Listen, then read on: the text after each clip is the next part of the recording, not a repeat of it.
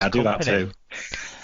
Yeah. So I can't listen to rugby league ones. I sometimes can listen to the Golden Point one that Sky put out because it's kind of just nice pieces, aren't they? They're not necessarily hard hitting when they're talking about their favourite, doing what we've been doing, talking about the favourite players of different positions or that sort of stuff. Reminiscing about certain things. So it's not hard hitting, so it's kind of good company. Just conversational. Yeah, to have those, our friends at Sky doing that. But mostly, I try and listen to kind of like celebrity interviewee ones. Okay. And Louis Theroux's just started a new podcast with BBC Sounds one as well, where he's interviewing people, and I kind of find the tempo to his interviews quite reassuring. If I'm dealing with something at work that might be quite difficult or stressful, because pretty much always at work I'm making someone unhappy. Either the customer or one of my colleagues. Someone gets bad news when I send them. Sometimes both. So yeah. So that's a good new one for me to do that, but it's not like atmospheric and moody. It's kind of like nice and okay. I'll have to check that one out. And I think the absolute best celebrity interviewer podcaster. She's on a second series of podcasts. I didn't even know she had one. But this woman instantly makes me feel comfortable and reassured, and it's Angela Scanlon. I don't know what it is, the skill she's got. You know that Irish red-headed one who does that.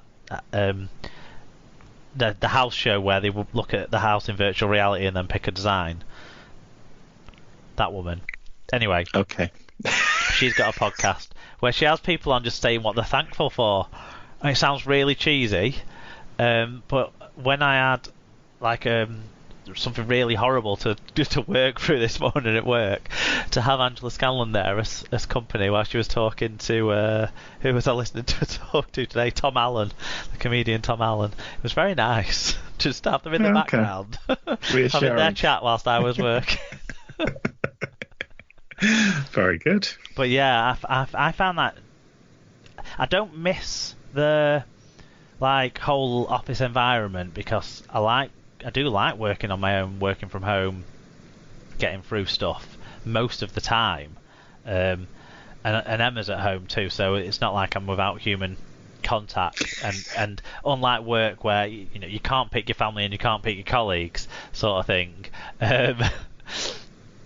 I picked Emma. You can't choose your wife. So, I'm happy that she's there all the time. Or she deigns to pick you, or whichever. We picked each other, yeah.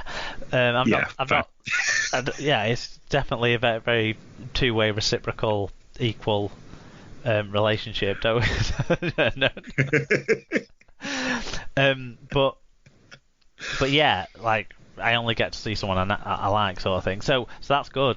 I don't mind it, but I do find it hard sometimes when I'm in my office doing my work and just not got that general noise around. But yes, sometimes I find music kind of can influence your mood. I find. Whereas podcasts where people are talking, I might pick up on bits and react to them, but other bits I won't. It'll just pass me by and I won't even hear a whole part of the interview sometimes because I'm focused on my work. Whereas music, it just gets into me too much. So I can't really listen to music when I'm doing my work. So yeah, podcasts keep me company. To be honest, at the moment, which is nice. But my recommendation isn't a podcast, even though I've just recommended two. My recommendation is a TV show. So we've interrupted our rewatching of The Sopranos to watch the new series of Brassic on Sky One, which is hang on a minute. I thought you weren't allowed to watch that. Why? I thought because a certain person was in it, you weren't allowed to watch it.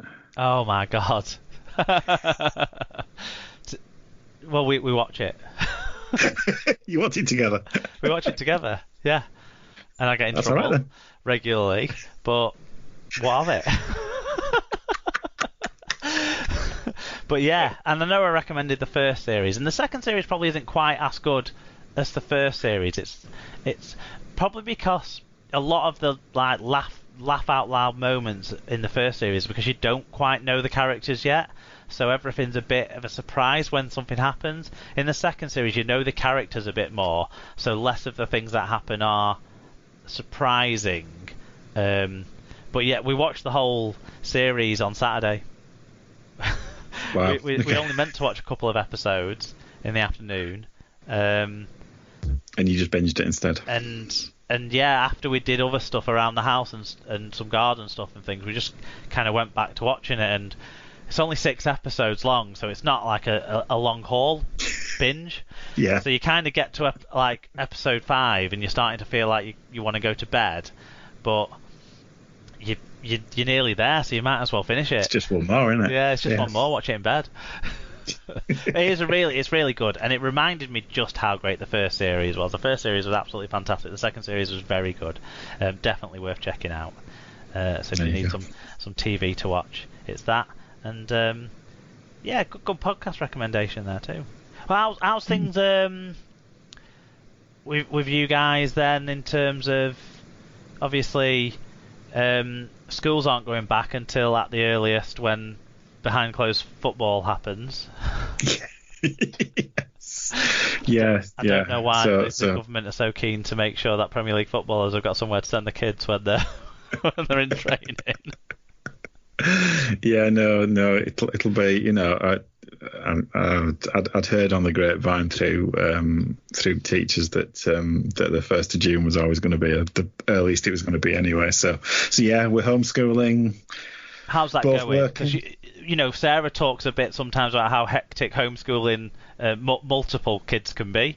Yes. But you just got one, and there's kind of you're both there, I suppose. It's tag team it. To be fair, a little bit. I mean, to be fair, the school have been really good. They didn't. They weren't unrealistic in their expectations to start with. Right. Okay. So effectively, what you get is so they've had a book recommended. So she's ploughing her way through a book which is like 200 pages or whatever. She gets maths to do every day. She gets like an English thing to do, and they're encouraged to look at the daily lessons on BBC Bitesize. And that's basically what she does every day. So it's not too heavy. So, we can kind of, when we nip down for a brew, after doing some work, we can tend to kind of she can be a bit lazy sometimes. It's difficult when there's temptations of television and iPads and whatever around. But yeah, she's got nothing to worry about in terms of her school stuff anyway, so she's doing all right. But yeah, it is hard. It is hard because we've both got work to do. Anna's trying to write a book. I'm trying to do my university stuff, and you try to do other things around it. It's not easy, but you find a rhythm, and you've just got to get on with it, I suppose. Yeah, definitely. When we were reading about the return of sport. Televised sport from June, it gave me a sense that Emma's actually really enjoying lockdown without having to compete for my attention with sport. So we'll see how that changes the dynamics in some households, mine included, in a 3 weeks time. Yeah, I was going to say, I'm wondering what the tipping point will be with my Sky Sports subscription, because mine's paused like many people's is.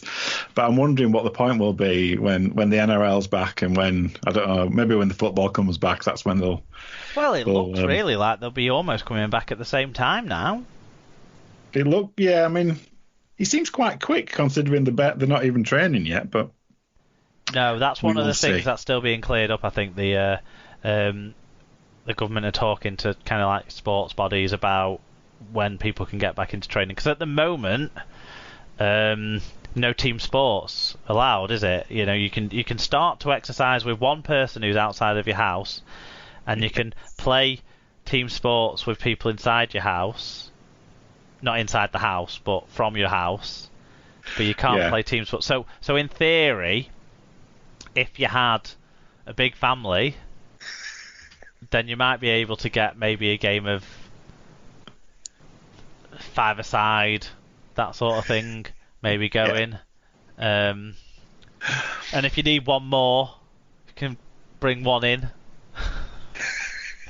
Yes. As long as they don't do anything else. Yeah. Team sport-wise. Yeah. Golf, tennis, basketball, they're the sort of sports the government think we can be playing. Where did basketball come from in the list? It's definitely a team sport, guys.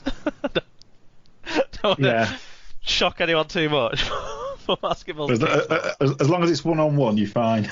Good point. And you don't... It's not a contact sport, I suppose, so you can keep your physical distance. Not supposedly. Yeah. Excellent stuff. Right, okay. If you listen to this show for the first time and you want to get in touch with us, it's at Super League Pod on Twitter and Instagram, facebook.com/SuperLeaguePod and superleaguepod@gmail.com. You can go to superleaguepod.com where you'll find our episode blog post. That'll have links to all of our sponsors, partners that Alan's going to go through shortly. How to interact with the show a bit more will be on there as well. Different listening options if you've stumbled across us and you want to find us somewhere else. We're pretty much on all your podcast platforms, Spreaker, Apple Podcasts, Google Podcasts, Podcast Addict, Stitcher. We're also on YouTube where the episodes are broken up into 15-minute chunks. I should have talked about what's coming up next week, Alan. Because what is happening next week? Yeah, because we've done all the positions. Next week's show, we've got on a dream pairing for SLP coming in to guest with the rest of us. We've got Tom and Paige. Wow. Yeah, last year's listeners of the year. Half each. Joint listeners of the year, yeah. Tom and Paige are going to be on the show. So between them, we've got a talking about favourite grounds. Ooh. So favourite places to watch rugby league, past, present. It can be anywhere. You know, the field behind your house where you watch your community team play, or Wembley Stadium, or the new camp for those of us who are lucky enough to watch rugby league in that famous old ground as well.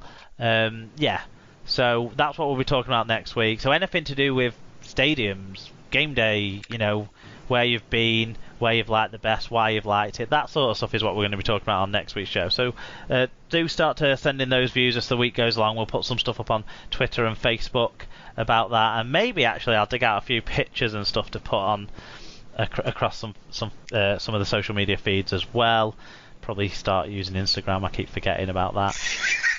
It's because I can't post on Instagram from my laptop. I'm sure you can, but I don't know how to. You don't. We're not that advanced. We're not. We've only had this podcast for 6 years. I ain't got a clue what I'm doing. Yeah, we're just getting started here. Yeah. we're only 261 episodes in. If I knew what I was doing, I'd have more podcasts by now. I've threatened to start about 3 others. It's just not come around to it. Anyway, do you want to tell us about our partners, who people can go out there and support? Yes. So our partners are Rob's Toy Shop. Remember, enter SLP discount on checkout at Rob's Toy Shop on eBay and get 5% cash back on orders over £5, plus give 1% cash back to SLP. Keep Rob busy. Little Warden, vital alerts for hidden issues. Head to littlewarden.com to see what they can do for you. Mascot Browns for all your International Rugby League gear. If you let us know, we should get 8% of your order value, which will help us with our running costs. And finally, Sarah's Bookcase. Sarah sells Usborne books with access to over 3,000 titles from babies to teenagers. There's something for everyone. You can find out more on Facebook or Twitter. Excellent stuff. Yeah, please do support those guys. Support your small businesses that support our show. And that's great. And that's us. We've done all the positions. Oh, maybe we should have wrapped it up with who. No, we finished on loose forward for a reason, didn't we? Because they're the best. They're the best. Yeah. So if we're just going to talk about our favourite players, you know, it would have been me talking about Andy Farrell and Sean O'Loughlin. So yeah, nobody needs any more of that. So. Well, next time it'll be stadiums, and you won't get much rose tinted looking back at Central Park from me because I only went a couple of times.